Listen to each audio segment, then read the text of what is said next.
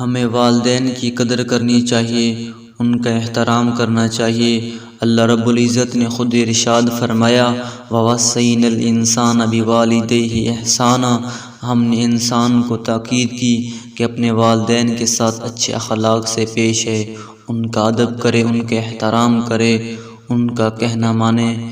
لیکن بڑا افسوس ہوتا ہے جب بوڑھے والدین کو اولاد دھکے دے کر گھر سے نکال دیتی ہے اور بیٹا کہتا ہے کہ آپ نے ہمارے لیے کیا کیا ہے، آپ نے ہمارے لیے بنایا کیا ہے؟ ارے نادان، کبھی تو نے سوچا کیسے انہوں نے تجھے پال پوس کر بڑا کیا؟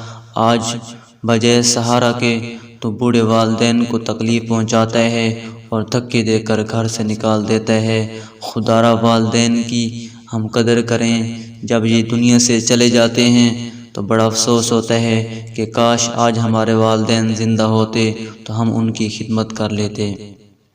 دعا ہے اللہ رب العزت مجھے اور آپ کو اپنے والدین کی قدر کرنے کی اور ان کی خدمت کرنے کی توفیق عطا فرمائے۔